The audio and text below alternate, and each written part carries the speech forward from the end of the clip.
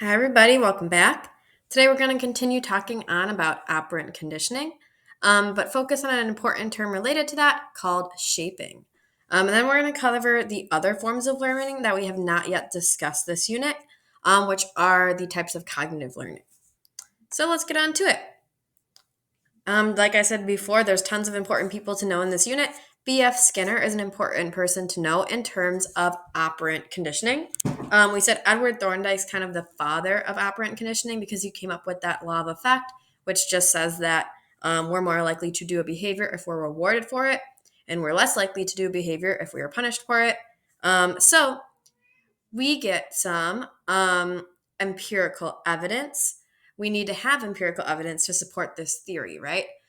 So that's where B.F. Skinner comes along. He takes Thorndike's law of effects and creates an experiment in which he can provide empirical evidence for that. So let's talk about what he does to provide that empirical evidence.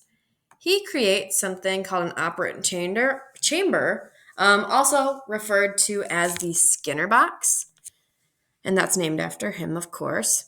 So in this case, it's a cat. What he originally used was a rat as the animal in here. So it's a little box or chamber where the animal is chilling in here. And we see here there's a tiny little lever or something that the cat or the rat in this case has to press. And they don't know it, but this lever releases reinforcers, primary reinforcers. We know primary reinforcers are like basic needs that are that are rewarding in and of themselves.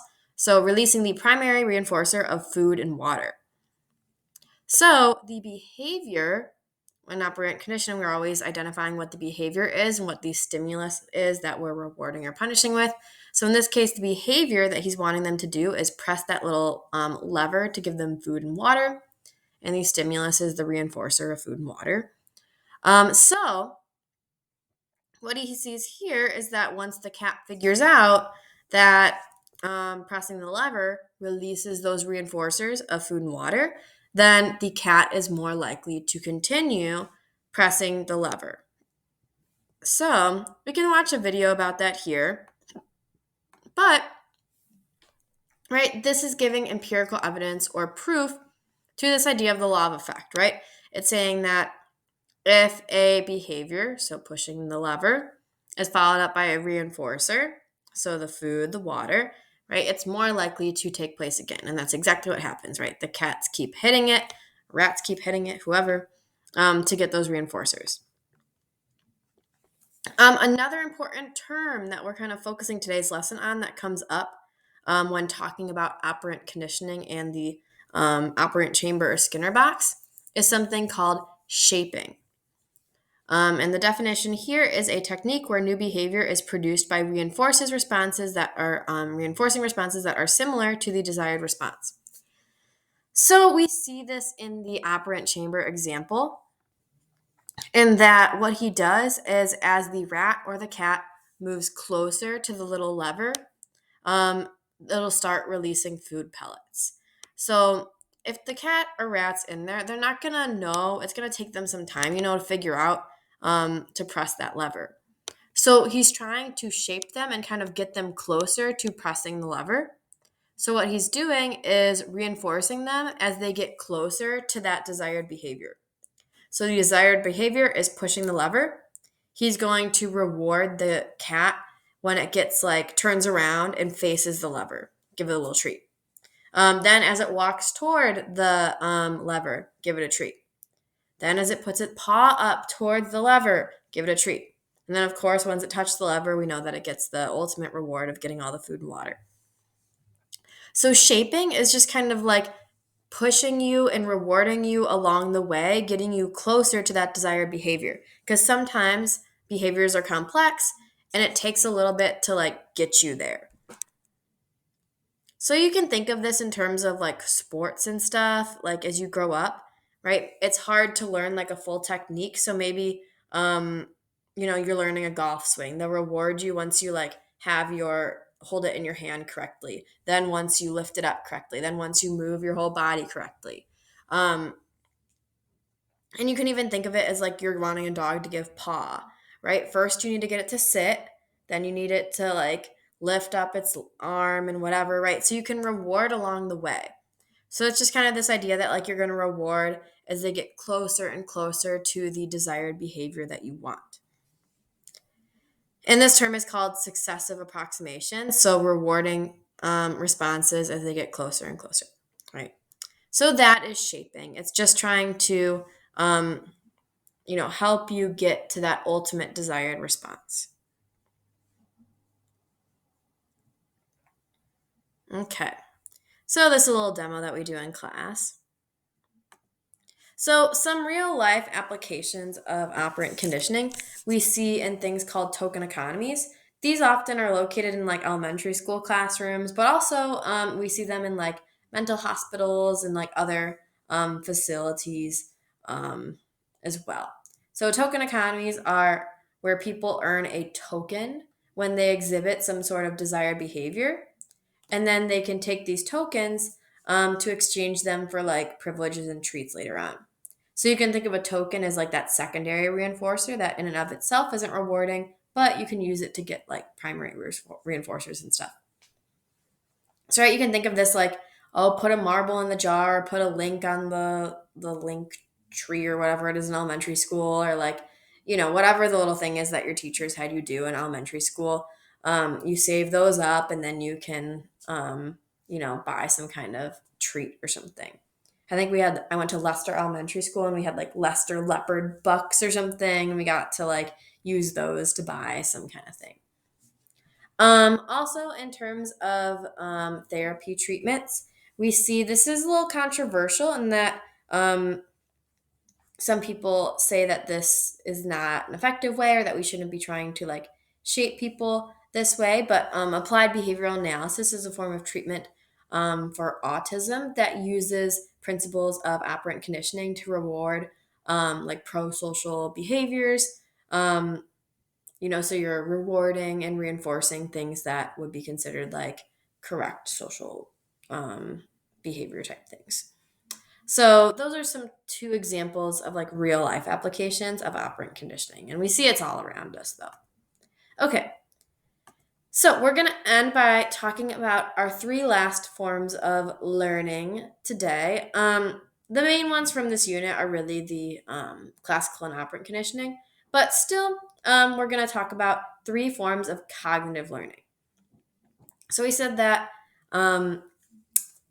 operant conditioning, classical conditioning, associative learning, all very heavily influenced by nurture, right? That like you can kind of be shaped into doing any type of behavior by like rewarding or punishing it and stuff.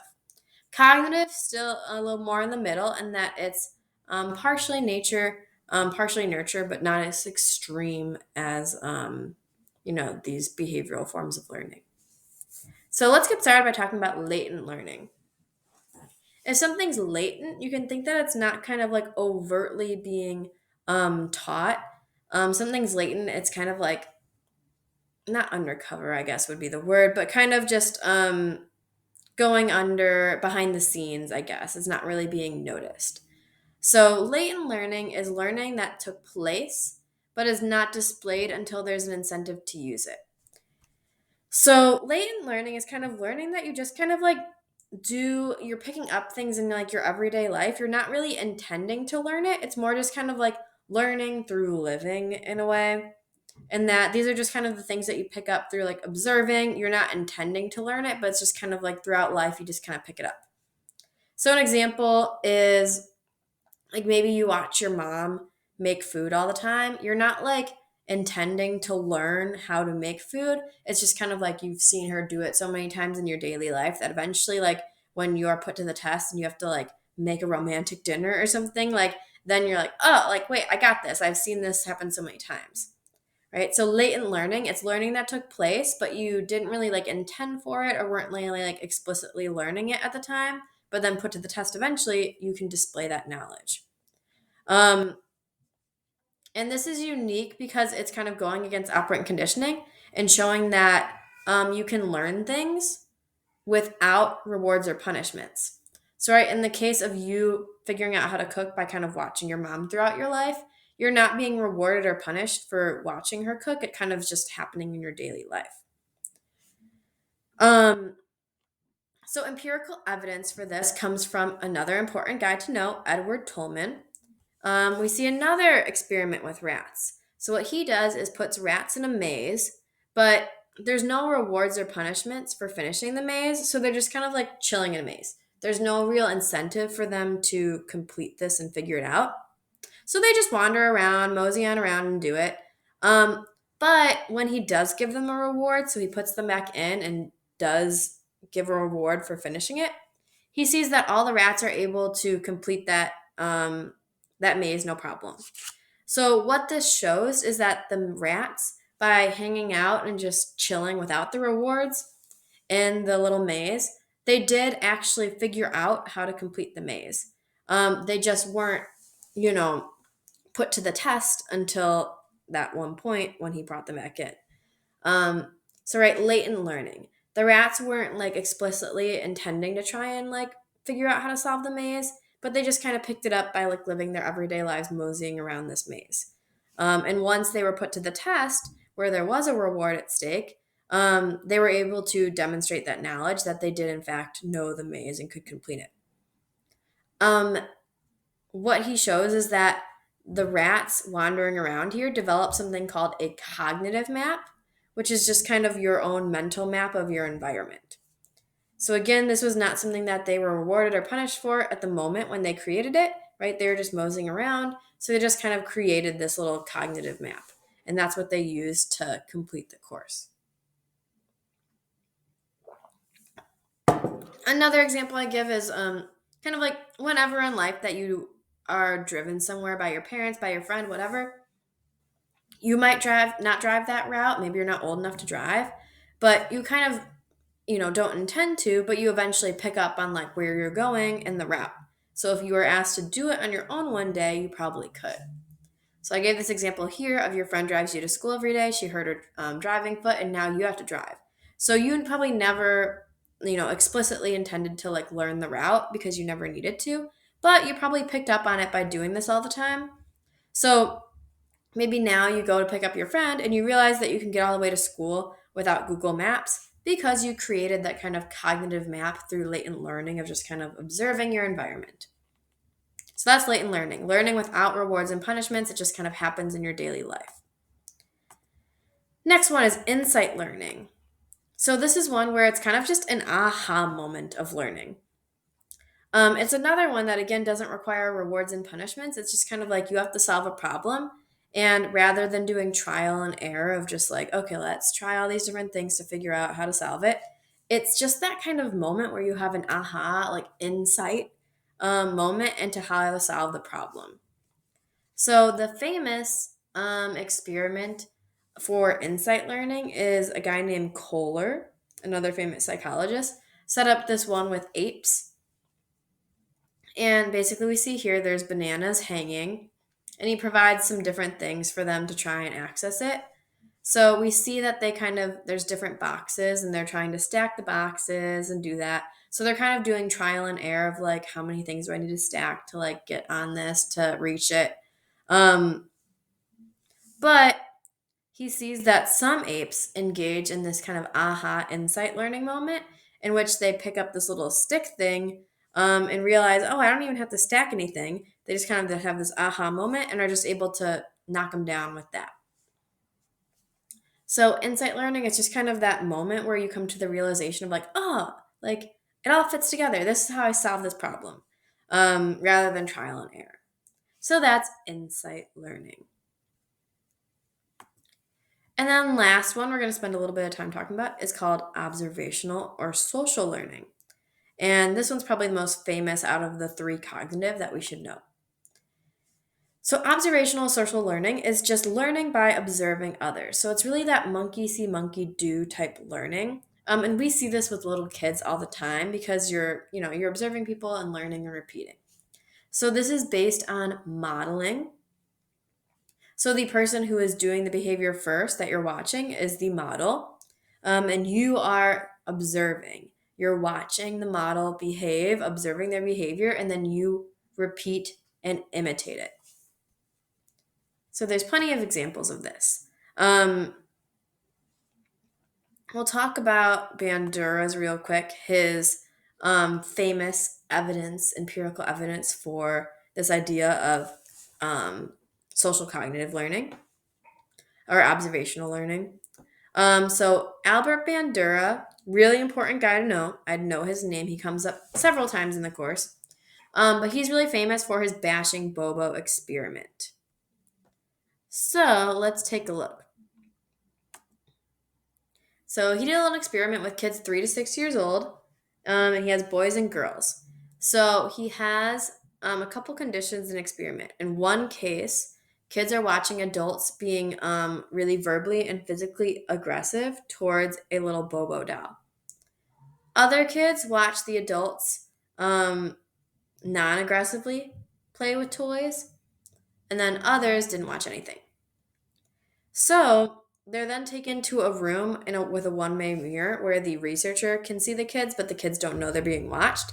And they're trying to see if the kids who saw the violent behavior of adults bashing up a Bobo doll, if they're going to behave more violently towards the Bobo doll too. So that's what they're trying to look at. And their hypothesis was confirmed that the kids who observed the people bashing and being aggressive towards Bobo and beating up on him were much more likely to then behave more aggressively when they played with the Bobo themselves. Right? So observational learning has taken place. The ones who watched the people behave nicely to Bobo were more likely to play nice to Bobo. Also, an interesting finding is that girls are more likely to imitate verbal aggression, whereas boys are more likely to imitate physical aggression, which is kind of something we see, again, in terms of like gender socialization and stuff. But just typically, we see girls are more likely to engage in relational aggression, where boys are more likely to engage in physical aggression. So we can see some of this experiment here in this video. If it loads, let's see. Maybe. Come on, you can do it.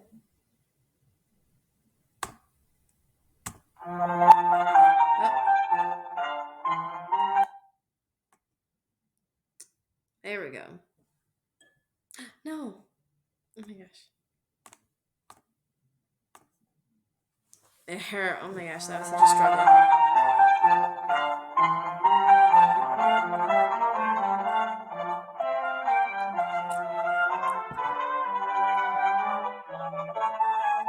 Okay.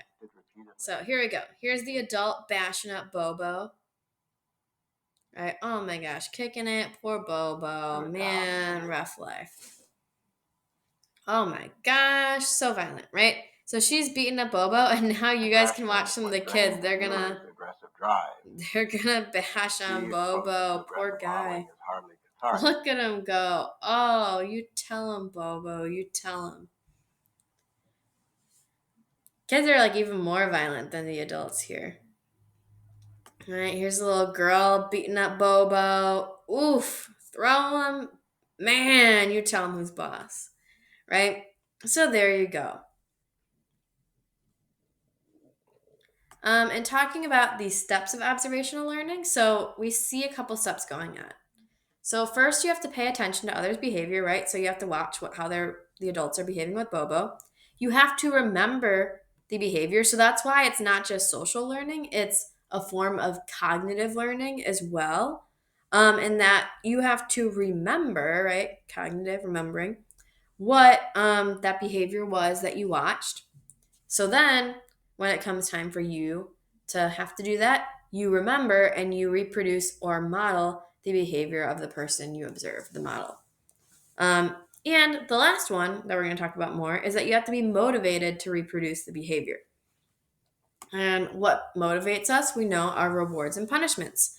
So if we see a model be rewarded, we're more likely to, repeat that behavior that we observed in the future. If we see a model be punished, then we're less likely to then, in turn, mimic or repeat that behavior in the future. Pretty basic stuff. Okay. So, last one, I'll end with an important term going back to biopsych. There's biological basis of observational learning. So, remember neurons serve lots of purposes. There's things called mirror neurons, which are neurons that specifically activate when we're observing other people perform an action. So they're called mirror neurons in that they help us engage in like repeating what we see. So, right, we're mirroring what we're watching. So these are specifically neurons that help in terms of imitating behaviors that we observe and also help us with empathy, right? By watching others, that helps us be more empathetic and understanding what they're going through. So that's kind of the biological basics of operational uh, of operant learning. Sorry, too late. All right.